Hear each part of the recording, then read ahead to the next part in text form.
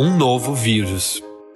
Segundo os cientistas, o risco de transmissão de humano para humano foi descartado por enquanto. O Lambda Henipavírus causa sintomas como febre, cansaço, tosse, náusea e dor de cabeça. O Lambda foi detectado pela primeira vez em 2018, mas foi formalmente identificado recentemente. Para entender melhor sobre o vírus e quais são as chances dele chegar aqui no Brasil, o Direto ao Ponto conversa com o infectologista do Grupo Hospitalar Conceição, André Luiz Machado. Eu sou Lucas Eliel, sejam bem-vindos.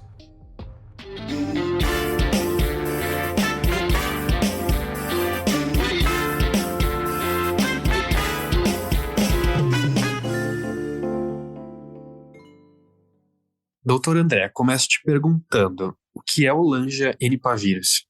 O Lambda Henipavírus é uma doença viral identificada em 2018, que cursa com um quadro sistêmico caracterizado basicamente por febre, dor de cabeça, dor muscular, cansaço, perda do apetite, náusea e vômito. Então, é uma doença viral com sintomas sistêmicos e comum a uma série de outras doenças, tá? Provocado, então, por um vírus. Esse vírus identificado em mamíferos, e o principal reservatório é um pequeno mamífero que não existe no Brasil, ele é mais comum na Ásia, que se chama musaranho, né? Que é uma espécie de um roedor. Os musaranhos são pequenos animais não encontrados aqui no Brasil. Fora do nosso país, já foram descritas mais de 420 espécies. E estes mamíferos, que se parecem muito com roedores, são mais encontrados na Ásia. Geralmente vivem sozinhos e possuem como característica marcante um focinho comprido. A maioria dos casos até agora identificados dessa doença teve como reservatório esse mamífero. Já foram também identificados cabras e cães como infectados por esse vírus, né? Mas não de uma forma assim tão significativa, uma proporção tão significativa como se viu no musaranho. Não se viu ainda a transmissão de pessoa para pessoa, então isso é uma coisa importante, não é uma doença que ainda se identificou essa transmissibilidade. Consequentemente, o temor de uma outra epidemia ou de uma outra pandemia vindo da China ainda é remota essa possibilidade, levando em consideração a fisiopatogenia do vírus. É importante ressaltar que a ciência ainda está aprendendo com essa nova condição. É um vírus identificado, pouco se sabe a respeito do seu comportamento e o pouco que se sabe já está sendo dividido com a comunidade como um todo, né? Mas é importante assim que as pessoas fiquem cientes de que há essa nova condição que circula e que inicialmente é uma zoonose. Ou seja, o que é uma zoonose? É uma doença cujo o ser humano é infectado após contato com um reservatório que é um animal. E nesse caso como eu disse, então, esse pequeno mamífero, que é o musaranho. Já se viu alguns casos isolado o vírus em cabras e cães, mas, em princípio, esses animais foram contaminados após o contato também com esse pequeno mamífero que se chama musaranho. E essa infecção que vem do musaranho, doutor, ela ocorre por contato, talvez por uma mordida, ou é simplesmente a pessoa toca no animal e já pode pegar? Se sabe isso já? Não tem assim. Provavelmente é um contato próximo e prolongado com o animal, do animal, né? Ou contato assim através até de um acidente. Mas não se sabe ainda se, por exemplo, o contato com as fezes e ou a urina desse animal é suficiente para que o indivíduo se infecte. Ainda não temos essa informação de uma forma concreta. O que há de concreto é que é uma doença que ainda não demonstrou a transmissão de pessoa para pessoa, ou seja, de um indivíduo contaminado para outro. Tá? Há sempre esse vínculo epidemiológico com o animal. E é uma doença que, na maioria dos casos, cursa de forma branda, com esses sintomas inespecíficos. Claro que já há relatos de doença grave, né, que cursam principalmente com alteração na parte de plaquetas e de leucócitos, mas ainda são casos pontuais e não é a regra desses pequenos, poucos casos até agora reportados na literatura científica. Sim, doutor. Se for confirmado depois que a doença não se transmite de pessoa para pessoa, eu acredito que seja muito difícil que ela infecte um número significativo de pessoas aqui no Brasil, já que o animal não tem aqui no país. Exatamente, não há esse, só que o que a população precisa ficar em alerta é principalmente assim, essa questão da importação de animais, por exemplo. Isso é um papel importante do próprio Ministério da Agricultura, né, que faz esse controle nesse transporte de animais, nessa mudança de animais de um ambiente para outro. Mas não há, assim, até o momento, motivo no Brasil para que a gente fique preocupado quanto a essa condição, visto que é o principal reservatório, que é esse pequeno mamífero, ele não está presente, ele não está presente no hábitat do nosso país, consequentemente o risco é menor. Mas é claro, hoje em dia, com uma mobilidade urbana de uma forma significativa, a mudança de pessoas de um local para outro, as viagens, isso daqui a pouco pode trazer a doença para o nosso país de uma pessoa infectada. Mas, no primeiro momento, não há um risco dessa pessoa transmitir para outras pessoas, visto que ainda não foi comprovada essa forma de transmissão.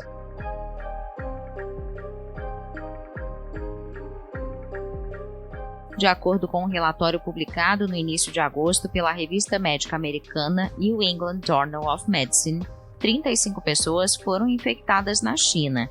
Os pacientes, principalmente agricultores, não tiveram contato próximo nem exposição comum a um patógeno, de acordo com o estudo, o que implica uma infecção esporádica em humanos.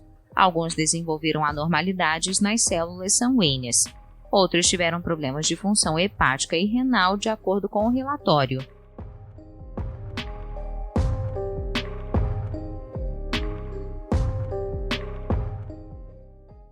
Doutor, sempre tem aquelas pessoas que ficam com mais receio, e agora a gente tem visto uma série de doenças infecciosas, né, depois da Covid-19, que assola as pessoas ainda.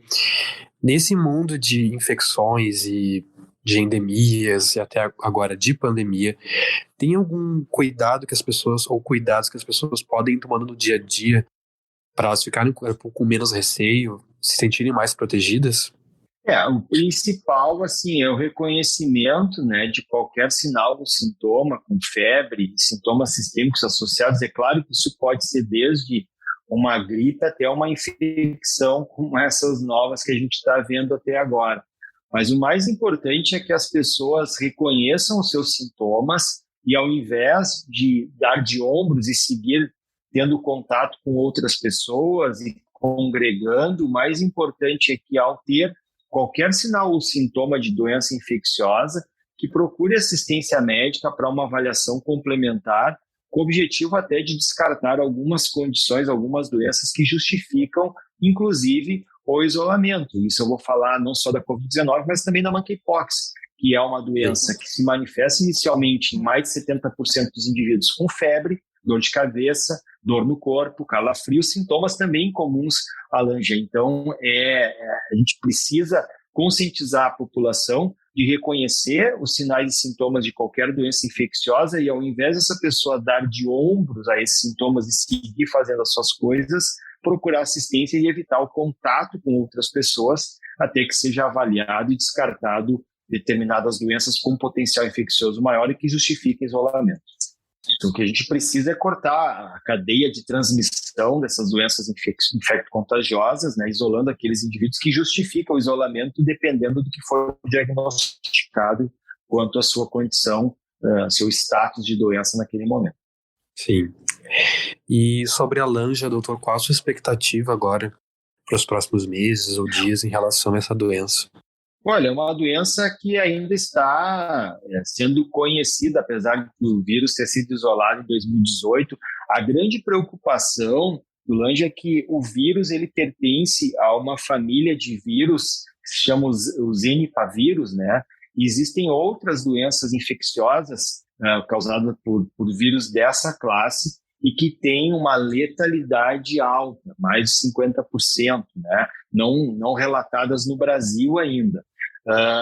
O que a gente precisa ficar atento é quanto ao comportamento dessa doença, se de fato foram casos pontuais e isolados e diretamente relacionados ao contato com o reservatório, principalmente com musaraña.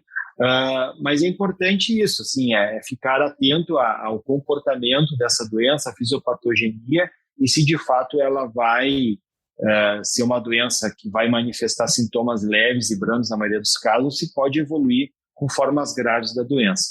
Por se tratar de uma zoonose, ou seja, uma doença que tem o seu ciclo nos animais e os seres humanos são infectados após contato com os animais doentes, é importante assim, esse critério que a população tem que ter quanto ao convívio, contato com animais e principalmente animais silvestres, né? Doutor, a gente pode exemplificar algumas doenças que acabam surgindo por conta desse contato inadequado das pessoas com animais silvestres? Sim, um dos exemplos é a monkeypox, não essa epidemia atual, que já ficou caracterizado que há, de fato, a transmissão de um indivíduo infectado para outro após um contato prolongado e íntimo, mas anteriormente a essa epidemia, os casos de monkeypox aconteciam em indivíduos que tinham tido contato com os roedores, né, que são os reservatórios desse vírus. Então, existem outras doenças que também pode ocorrer a contaminação da pessoa após o contato com os animais, quando as pessoas elas não respeitam as cercanias do meio ambiente, não respeitam o hábitat dos animais e vão lá dentro da floresta, por exemplo, e acabam tendo um contato com animais que têm o vírus e que circulam com o vírus e que não necessariamente manifestam doença. Um outro exemplo é a febre amarela, né, que pode acontecer a contaminação do ser humano após adentrar a floresta, ter contato com o macaco que está infectado. Na verdade, a febre amarela é uma doença que a transmissão ela vai acontecer a partir da picada do inseto, mas seria um outro exemplo de que a gente pode começar a ter epidemias de outras doenças infecto-contagiosas a partir da entrada do não respeito do ser humano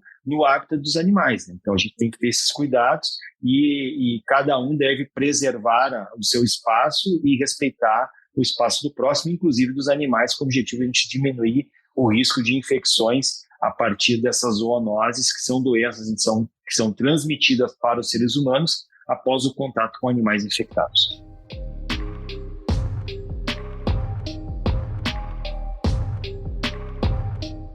Com a expansão no Brasil da outra doença citada pelo médico, a varíola do macaco, casos no Brasil de maus tratos aos primatas têm surgido.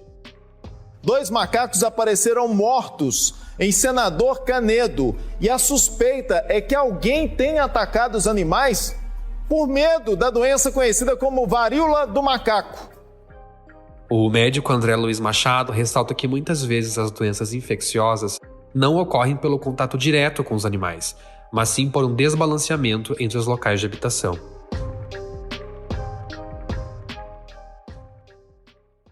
Eu só queria, para deixar bem claro, Lucas, essa questão da febre amarela é a contaminação do ser humano a partir da picada de um inseto, né, que é um flebótomo, um insetinho que faz a picada. Só que o macaco é visto como um reservatório do vírus, ele não manifesta doença, ele até pode manifestar doença, e quando a gente identifica o macaco morto, é um elemento que a gente usa um marcador para justamente avaliar se a gente está tendo casos do vírus circulando nos primatas não humanos, e isso não justifica que a população faça mal aos animais, né?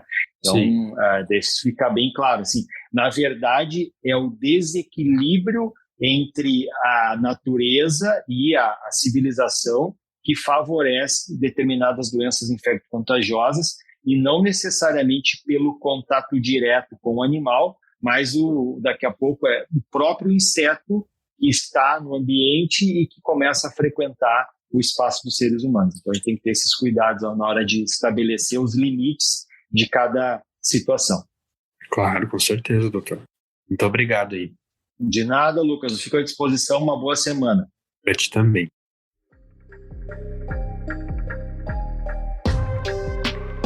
Se você gostou desse conteúdo, vale a pena conferir outros podcasts do Direto ao Ponto com o tema saúde.